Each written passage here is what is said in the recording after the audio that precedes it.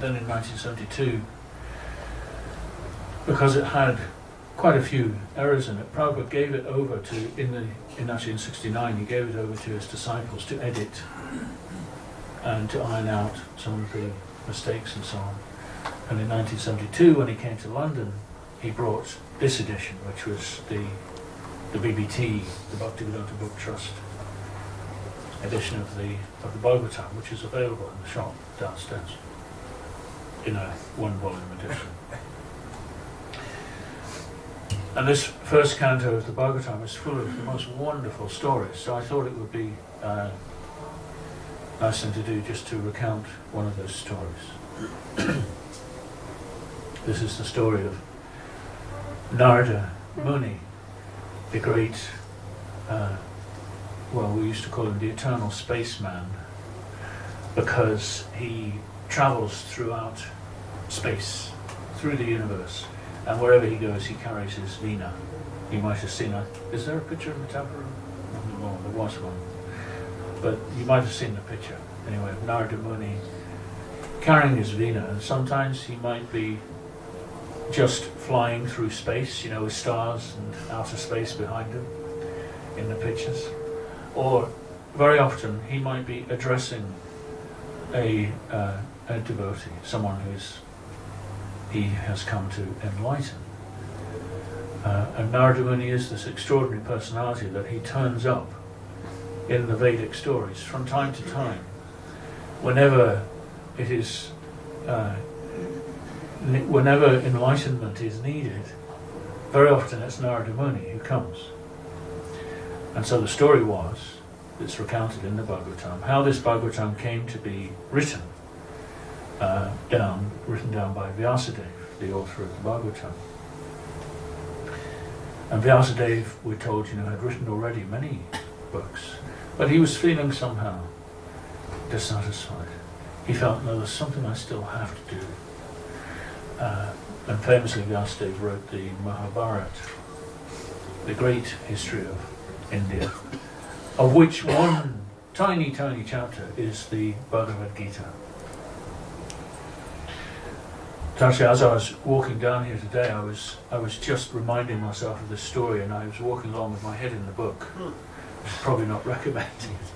But as I was coming here, I live 10 minutes walk away, about halfway, I was stopped by a couple of young women. And they said, "Excuse us, can you tell us the way to Soho?" And it turned out one was from Russia, the other was from Poland. So I said, "Yes, I'm going there myself. It's just ahead." And I said, and if you cross over Oxford Street, you will pass the Radha Krishna temple on your right. And just after that is Soho Square, which some people say is the centre of Soho, so you'll be there. And there's a vegetarian restaurant, by the way, at the temple. So if you feel hungry, do, stop there. But excuse me, because I'm reading this, you can just follow me. But so I went on ahead, and they were following some distance behind. But when I got to the temple, I thought I'd better check that they're still on track. So I waited a bit, and eventually they caught up. And I said, I'm just going into the temple now, and I'm going to give a talk from this book. And the girl said, one of them said, "Oh, is that the Bhagavad Gita?"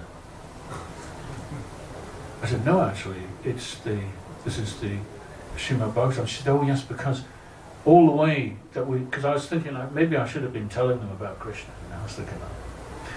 But she said, "Oh, well, all the way that we've been following you, I've been telling my friend about the Bhagavad Gita."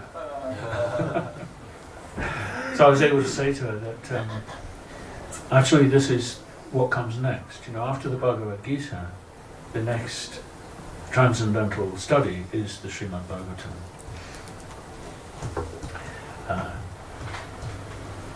So Vyasadeva had already written the Bhagavad Gita down. He didn't compose it, but he compiled the Mahabharata and Bhagavad Gita. But he was not feeling still quite satisfied, and so Narada said, "It's because you have not yet sufficiently glorified Krishna." And he said, "Now let me tell you my story." And he began to explain that in a previous age, and I'm paraphrasing here, I was born as the son of a humble maidservant. And she was engaged in the service of Brahmins in a dharmshala, which is a pilgrimage guest house.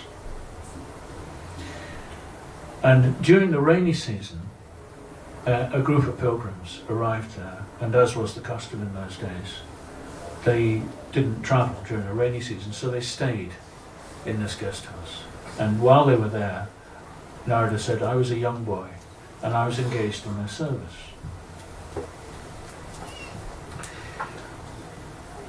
And then he says, although these pilgrims, these devotees, they were devotees of Krishna, although they were impartial, they weren't attached, in other words, they didn't want my service, but they let me serve them. And he just briefly describes them, by the way, I was quite a well-behaved boy. Prabhupada puts it here, I was not naughty. Although being naughty is not a bad quality in a child. It's okay for a child to be naughty, but he says I wasn't. And I didn't speak more than required. And I wasn't attached to sport. So in other words, he was very obedient, and he said he was quite self-controlled, even as a young child. So he was like a good brahmachari, we could say. But he was only very small. And he's serving them. So one day he said, with their permission, I took the remnants of their food. There is this tradition that if an advanced devotee, eats Krishna's prasadam, if a disciple or that person may take just a little from their plate, it's very purifying. It's the same principle that we take the remnants from Krishna's plate. Actually, whatever we eat here in this temple is prasadam. We also call it the remnants from Krishna's plate, because Krishna, having accepted the offering, we take it that Krishna has tasted that food. Even though the food is still there, it has been enjoyed and tasted by Krishna. So what we eat is the remnants. So once he said, I took the remnants of their food, and by so doing, all my sins were eradicated. This is in the Bhagavad Gita, in fact. Krishna, briefly, he mentions the importance of food which has been offered to Krishna. Because the basic principle is that everything that we do in the Gita, Krishna says, do it as a sacrifice, do it as an offering for the Supreme. In the Bhagavad Gita, Krishna at no point does he say that you should give up your activities, whatever it is that you do in life, but just change the consciousness so that whatever you do, make it an offering to the Supreme.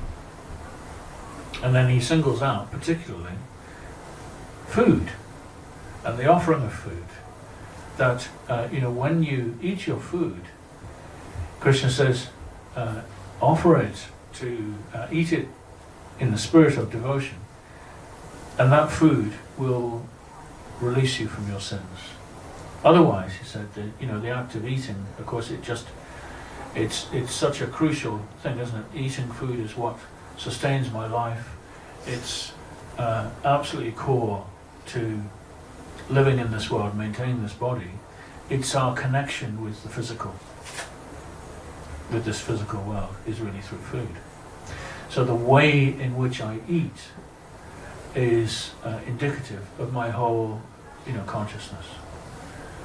Which is why we have this principle that the food we eat, we offer to Krishna to be blessed, and then we eat. And of course, we try to eat in a way that's not violent. The way we produce food in this world is so fundamental to spiritual life.